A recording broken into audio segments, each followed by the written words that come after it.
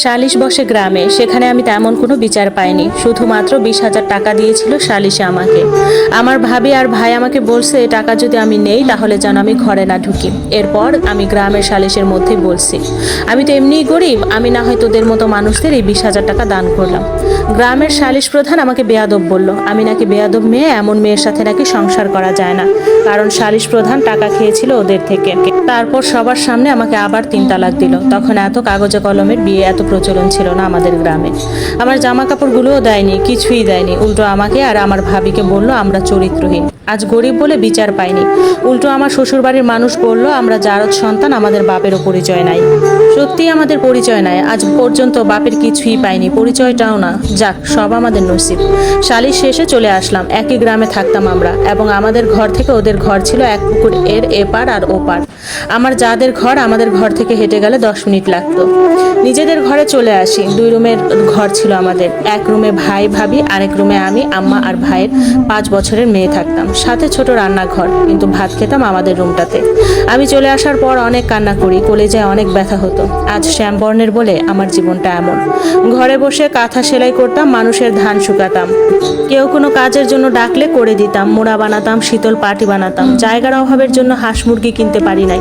ভাবি খুব আদর করতো আমাকে। আমাদের কোনো আত্মীয় স্বজন ছিল না যে কারো বাড়িতে বেড়াতে যাব। আমার জন্য তখন বিয়ের প্রস্তাব আসা শুরু করলো। বয়স্ক লোক আসতো বেশি। আমার মা আমার ভাবিকে অনেক বকা দিত, কারণ আমার ভাবি এসব বয়স্ক লোকদের কাছে বিয়ে দিতে চাইতো না বলে। কিন্তু মা বলতো এই জামাই তালাক দেওয়া বেডির জন্য রাজপুত্র কই পাবি। এসব নিয়ে ভাবিকে অনেক গালাগালি করতো আম্মা। কিন্তু ভাবি বলতো বুড়া বেটার কাছে কেন বিয়ে দেব, দরকার হলে ঘরের পালা বাঁধবো। এরপর মধ্যে ভাবি অনাকাঙ্ক্ষিতভাবে আবার গর্ভবতী হয়ে যায়। ভাবি অনেক অসুস্থ হয়ে যায়। আমি ঘরের সব কাজ করতাম, ভাবিকে শুধু হাত ধোয়ায় ভাত খাওয়াতাম, কিন্তু উনি টুকিটাকি করতে চাইতো। আমি শুধু আমার স্বামীর সুখ দেখতাম। অনেক সুখে আছে ওরা। ও যে বাড়িটা করেছিল সেটা বিক্রি করে দেয়, বিক্রি করে নাকি বউকে গয়না কিনে দেয়, আর বাকি টাকা ব্যবসার জন্য রাখে। ওরা অনেক সুখী পরিবার ছিল, দেখলেই চোখ জড়িয়ে যেত।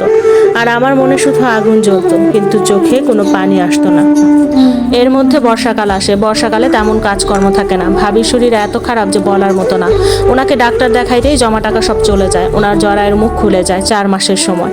তখন মেডিকেলে ভর্তি করায়, আবার সেলাই করে দেয়। এসব নিয়ে অনেক অনেক টাকার বিষয় ছিল। আমার একটা চেন ছিল, সেটা আমি বিক্রি করে দিই ভাবির চিকিৎসার জন্য।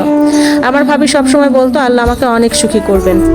দিন চলে যায়, থেমে থাকে না। ভাবির অবস্থা খুব খারাপ হয়। ডেলিভারির সময় হয়েছে, ওনাকে যে মেডিকেলে নিয়ে যাব সেই টাকা ছিল না।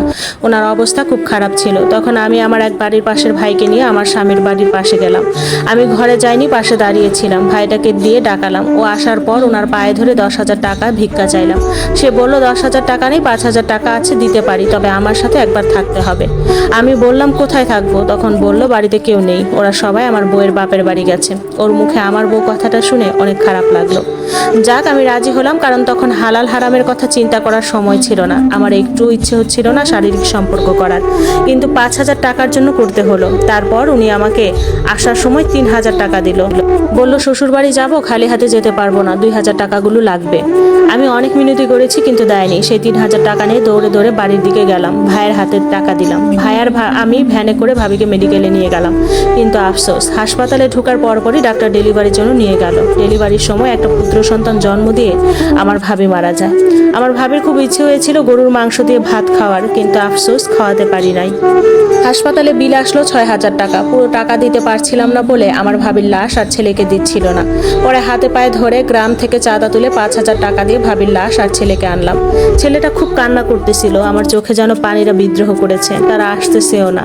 পরে গ্রামের চাঁদার টাকা দিয়ে দাফন কাজ শেষ হলো। আমার ভাইয়ের ছেলেটার জন্য যে দুধ কিনবো সেই টাকাও ছিল না। পরে ঘরের কলসি বিক্রি করে 17 টাকা দিয়ে 1 কেজি দুধ কিনি। অভাব যখন দুয়ারে দাঁড়ায়, প্রিয়তমার শোক তখন ভুলে কাজে বের হতে হয়। ভাবি মারা যাওয়ার 2 দিন পরে আমার ভাই কাজে যায়। ভাই কাজ থেকে ফিরলে বাজার আনে আর ঘরে আগুন জ্বলে। টাকার অভাবে ভাবির 4 দিন না কুলখানির মিলাদও পড়াতে পারি নাই। আমার ভাবি মারা যাওয়ার পর আমার শ্বশুর বাড়ির লোকজন বলে ভালোই হয়েছে, অনেক মুখ চলতো, দূর হয়েছে, ভালো হয়েছে। যাক, সেসব আমলে নেই না আমি। চাষ করে আর সংসার চলে না আমাদের। ভাই গ্রামের এক ভাইয়ের সাথে গেল শহরে রাজমিস্ত্রির কাজে। দিন 150 টাকা বেতনে। ভাই যাওয়ার পর সপ্তাহে 1 দিন বাড়িতে আসতো, আর হাতে টাকা পয়সা দিয়ে যেত যখন যা পারত। ওখানে রাতে ফুটপাতে ঝুপড়ি ঘরে থাকতো কয়েকজনে মিলে। আমি ছেলে বাচ্চাটারে মায়ের কাছে রেখে মানুষের বাড়ি গিয়ে ধান শুকানো, মরিচ শুকানোর কাজ করতাম। যখন যে কাজের জন্য ডাকতো তখন তা করতাম। এর মধ্যে ভাইয়ের ছোট ছেলেটা নিউমোনিয়া হয়ে মারা যায়। টাকার অভাবে বাঁচাতে পারিনি, জন্মের 2 মাস পর মারা যায়। যাক, সব আল্লাহর হাতে। ও মারা যাওয়ার 7 দিন পর 5তলা বিল্ডিং রং করতেছিল আমার ভাই সহ আরো কয়েকজন মিলে। সেখান থেকে রশি ছিঁড়ে আমার ভাই সহ আরেকজন মারা যায়। আমার ভাই জায়গায় মারা যায়, মাথা ফেটে মস্তিষ্ক বের হয়ে যায়। আমার পরিবারের সবার বিদায় বেলা এসেছে। আমার শাশুড়ি গ্রামের অটায় ওনার অভিশাপে নাকি আমাদের জীবনগুলো এমন হয়েছে। ওনাদের অভিশাপ নাকি অনেক কিছুর সাথে সাথে ফলে যায়। আমার ভাইয়ের মৃত্যুর সংবাদ আমার মা সহ্য করতে পারে না, মানসিক রোগী হয়ে যায়। ঘরে দড়ি দিয়ে বেঁধে রাখতে হতো। দড়ি দিয়ে বেঁধে আমি কাজে যেতাম আর ভাইজিটাকে পাহারা দিতে বলতাম। একদিন কাজ থেকে ফিরে দেখি মা নাই। ভাইজি ছোট মানুষ, বাচ্চাদের সাথে খেলতেছিল। মাকে খুঁজতে খুঁজতে বাজারে গিয়ে পেলাম। এরকম প্রায় সময় মা ঘরের বাইরে চলে যেত, উধাও হয়ে যেত। পরে খুঁজে বের করতাম। মা পাগল হোক আর ছাগল হোক, মা তো মাই, তাকে তো আর ফেলে দেওয়া যায় না। এভাবে বছর পার হয়, মা আর সুস্থ হয় না। রান্নার জন্য পাতা আর লাকড়ি খুঁজতে আমার ভাইজি জঙ্গলের দিকে যায়। যেখানে একটু গাছপালা বেশি সেখানে একটা সাপে কামড় দেয়। আমি মানুষের বাড়িতে কাজে যাই। সকালের দিকে খবর পাই আমার ভাইজিকে সাপে কাটছে।